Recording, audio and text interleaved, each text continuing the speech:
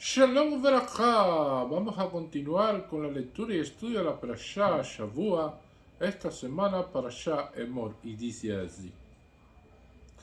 ויאמר ברש"ן אל משה אמור אל כהנים בני אהרון ואמרת לכן לנפש לא יטמא ימי כי אין לי שרוע קרוב אלי לאמו ולאביהו ולבנו לביתו לאחי ולאחותו התבואה הבתולה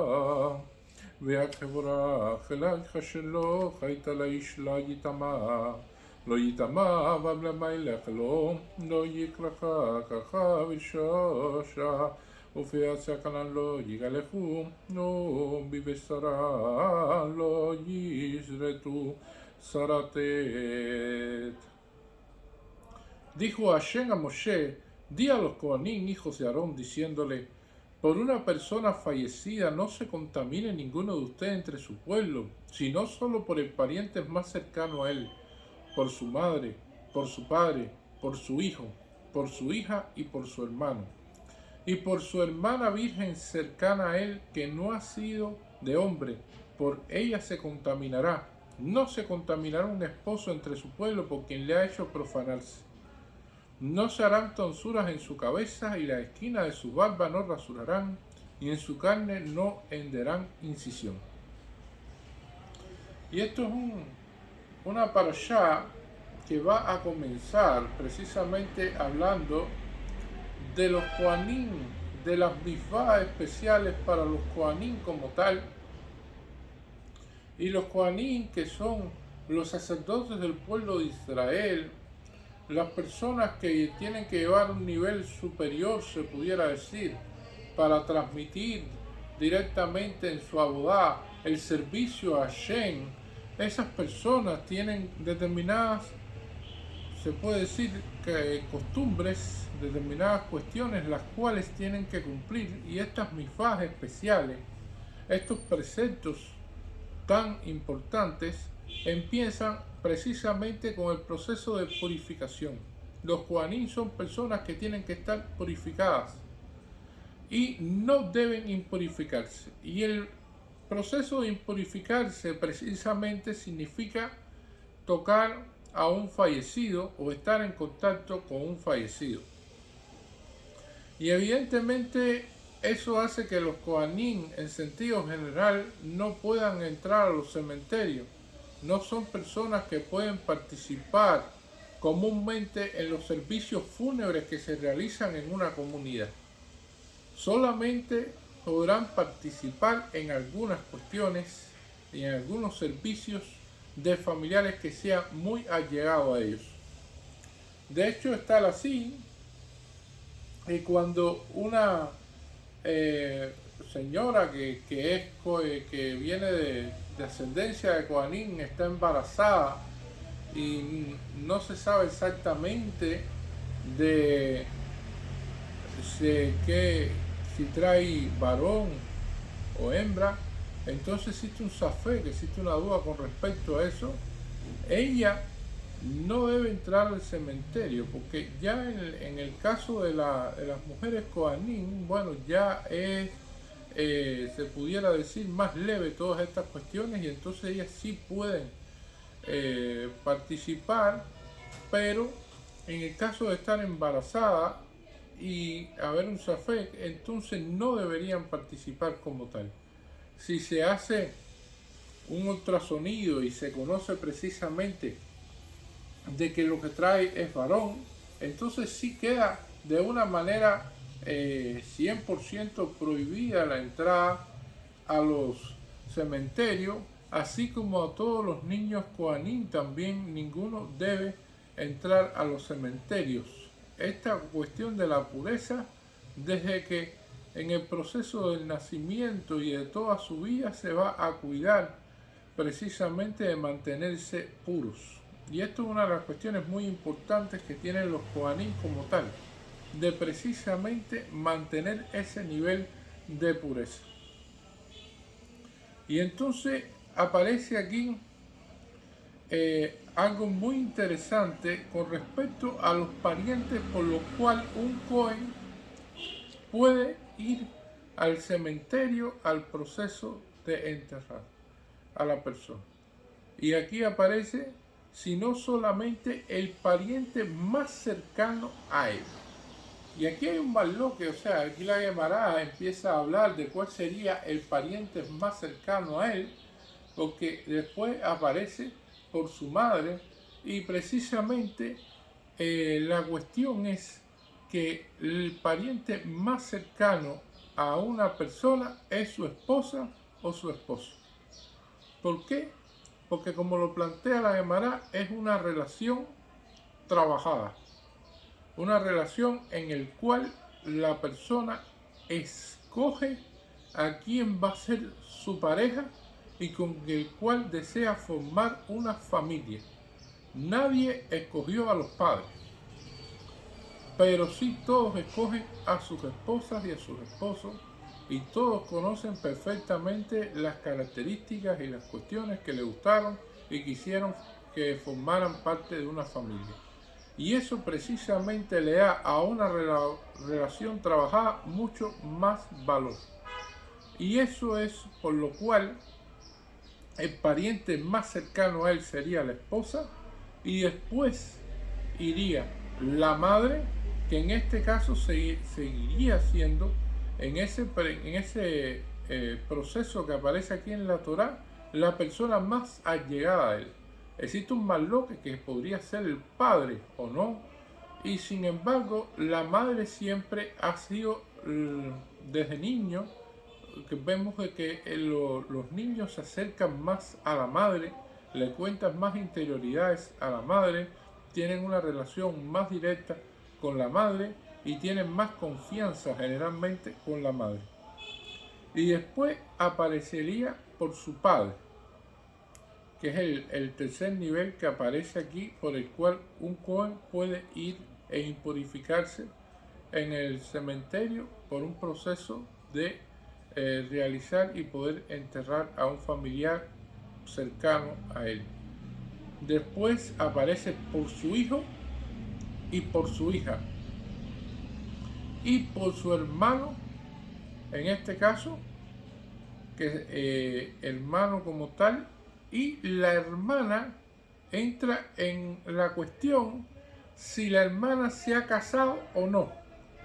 Como dice literalmente, y por su hermana virgen cercana a él, que no ha sido de hombre, por ella se contaminará. Y esto es una de las cuestiones que va a aparecer aquí con respecto a que la hermana, una vez que se casa, existe un proceso de alejamiento, porque la hermana casada se va a dedicar a su esposo. El esposo va a demandar evidentemente tiempo y va a demandar espacio.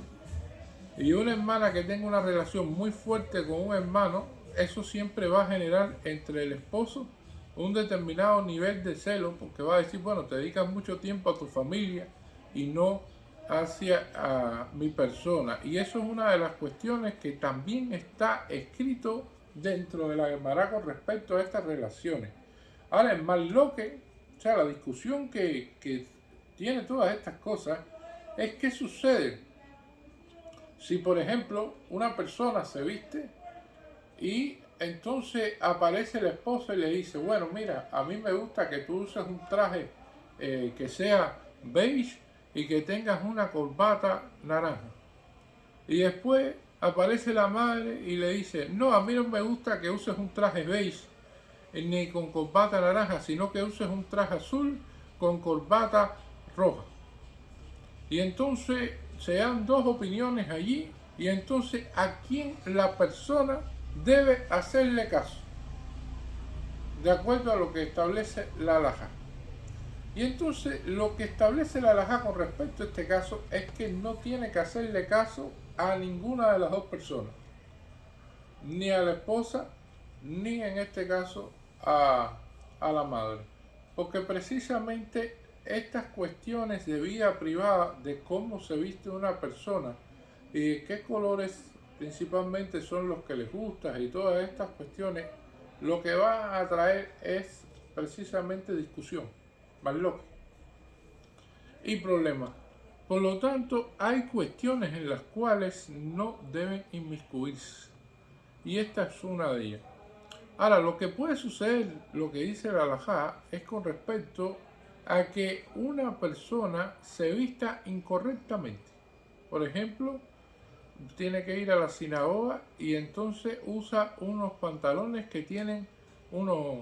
en sí una rotura en la parte delantera del tamaño de un tefado, un puño, y que entonces se aparezca así en la sinagoga, en un lugar que es santo. Y a lo mejor esos pantalones sean la moda, pero es incorrecto, porque en una sinagoga se debe vestir con vestimentas que son tradicionales, que forman parte dentro del pueblo judío de toda una vida y que traen evidentemente cabot a la familia. Por lo tanto, es incorrecto vestirse de esa forma. Si en este caso la madre dice con respecto a la vestimenta o la esposa dice con respecto a la vestimenta, tienen todo el derecho de opinar con respecto a eso, porque precisamente la vestimenta no trae cabot a la familia por la forma en que está esa vestimenta. O sea, está involucrado ahí el cabot de la familia y la relación precisamente con la sinagoga y con un lugar sagrado y la manera de vestirse. Igual que cuando se viste una señora y no tiene siniut. Y entonces recato, en ese caso también pueden intervenir miembros de la familia y como tal decirle que está vestida de manera que no es la correcta y está involucrarse en esto porque estamos hablando del cabot de la familia. Y esto es un elemento en el cual sí se puede intervenir. Pero en cuanto a cuestiones de gusto con respecto a un color, con respecto a otras cuestiones que son, se pudiera decir, más de una cuestión de personal, no tienen que intervenir en esto. Y evidentemente un esposo tampoco debe estar interviniendo en esto también. Con respecto a si este color o estas cuestiones, no está escrito en la que tú vas, en el contrato matrimonial que existe entre dos personas, de que se van a intervenir con respecto a la manera en que se viste uno y cómo se viste el otro, siempre y cuando exista respeto, siniot y todas las demás cuestiones, todas las cosas están bien en ese sentido. Eso es un elemento muy importante a tener en cuenta. La otra cuestión que también nos llama la atención es en el pasuk que dice que no se contaminará un esposo entre su pueblo por quien le ha hecho profanarse. Y esto es muy interesante, cómo una mujer hace profanar siendo esposa de un cohen. Bueno, en este caso es cuando un cohen se casa con alguien que no debe casarse. Como el cohen ocupa una posición tanto social como religiosa dentro del pueblo de Israel tan importante, los cohanim tienen que casarse con personas, por ejemplo, que no son divorciadas, personas que no hayan tenido una relación anterior y personas que puedan adaptarse completamente a la vida como tal de un cohen, con todas las responsabilidades que tiene. Y entonces, teniendo en cuenta eso, si un cohen se casa con una persona que no debe casarse, aunque sea judía, una divorciada judía estamos hablando, entonces esa relación se considera prohibida. Es una relación que no debe suceder y por lo tanto ella ha hecho profanarse al cohen. Por eso dice, no se contaminará un esposo entre su pueblo con quien le ha hecho profanarse. Y esto es un elemento que va a aparecer para entender este pasú con respecto de que el cohen no puede ir al entierro de la esposa que es de un matrimonio, Haspashalom Barbinan, que no está permitido dentro de la halajá. Las otras cuestiones que aparecen es que no se harán tonsura en sus cabezas y las esquinas de su barba, no razonarán, y en su carne no henderán incisión. Y esto es una cuestión muy interesante, porque los Kohanim aquí se ven que tienen prohibido arrancarse pelos de la cabeza, de la barba, y eso ocurría precisamente, Rabbi Moshe ben Maimónides lo cuenta, con respecto a costumbres de Goyim que tenían abodá zará, idolatría y todas estas cuestiones, que cuando ellos estaban en periodos de duelo, la costumbre de ellos era rasgarse la piel, arrancarse los cabellos, arrancarse también tanto de los cabellos en la cabeza como en la barba, y tener una posición de esta que no podían controlarse en todo momento. Y esto evidentemente trae consigo un proceso de que está en contra de los principios que deben regir los Kohanim, pero le puedo adelantar también que no solamente son los Kohanim, es todo el pueblo de Israel. Aunque aquí aparece específicamente en esta parte de la Perashá esta cuestión de arrancarse los cabellos, arrancarse tanto de la cabeza como de la barba, las incisiones en la piel, rasgarse la piel, todas estas cuestiones, no solamente está prohibido para los Kohanim, sino que vamos a ver en las Perashá posteriores de que está prohibido también para todo el pueblo de Israel, que son costumbres asociadas a la idolatría, así como aquellas personas que no pueden, se puede decir, mantener la compostura ante una mala noticia, ante una situación compleja, las cuales dan, por ejemplo, le dan furias y tiran cosas, rompen cosas, tiran algo contra el piso, un recipiente con furia y no se pueden controlar. Eso también es una cuestión grave dentro del pueblo de Israel, y se consideran que la persona perdió el control y es como si hubiera hecho un acto de idolatría. Por lo tanto, si la persona necesita regañar a alguien, necesita poner cara de bravo, bueno, que ponga cara de bravo, pero que su interior no esté bravo. Porque precisamente la persona que se enfurece, la persona que en ese momento se le suben los humos a la cabeza, se pudiera decir, pierde su alma en ese momento, y entonces además de eso se le olvidan las cosas, lo sacan del paso, se puede decir, de la vida, y así verán que muchas personas que tuvieron un exabrupto después no se acuerdan ni de lo que estaban haciendo, y que generalmente no pueden concentrarse y deben tomar un tiempo, el que necesiten, para calmarse, porque el judaísmo parte de que la persona tenga el control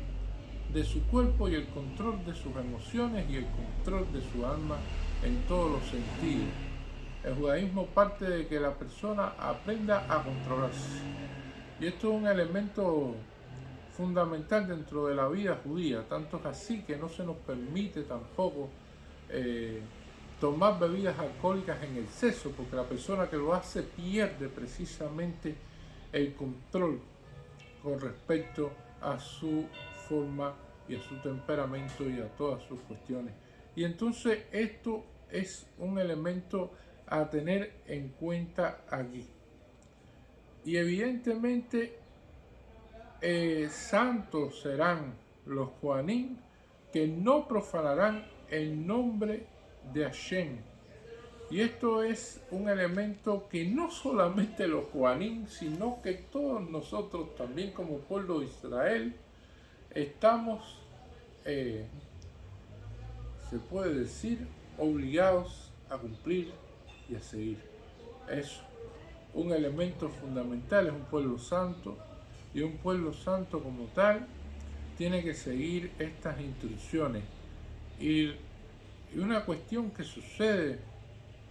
Shalom Barminam, pero que siempre estamos en un proceso constante de que se mantenga la santidad en nuestras sinagogas, en nuestros Beit Knesset, es de que durante los servicios religiosos, cuando una persona,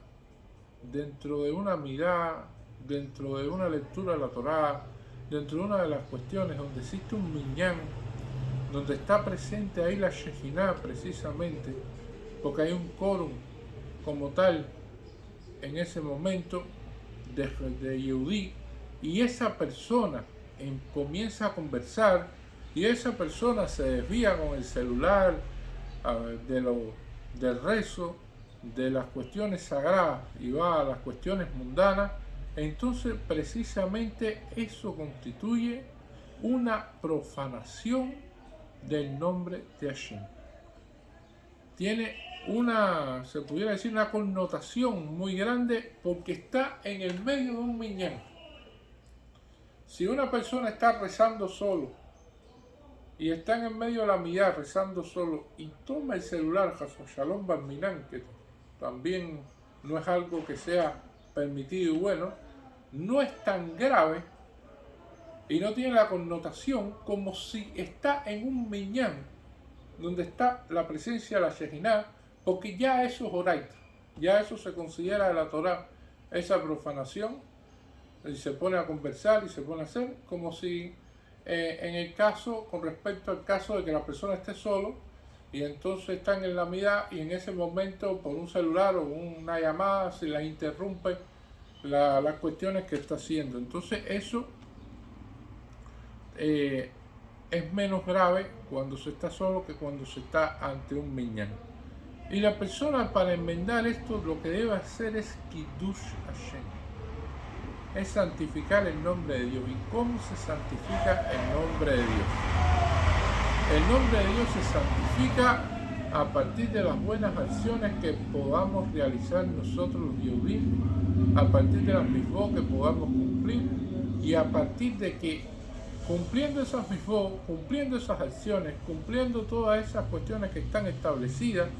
cuando los goyim miren hacia el pueblo de Israel, digan: ah, mira ese pueblo, qué bien, qué familia, qué manera de educación tienen, en qué forma hablan, en qué forma se dirigen, en qué forma ellos hacen sus actividades, miren cómo ellos se comportan en todo momento, en toda situación, miren cómo visten, miren cómo actúan, porque a partir del ejemplo que da el pueblo de Israel y que sirve de referencia para las demás naciones, para sentir se puede decir, una vara para medir el comportamiento y para medir esto, es la cuestión de la fuerza moral, se pudiera decir, que pudiera tener el pueblo de Israel en todo sentido, por la manera en que realiza las mitzvot, por la manera en que realiza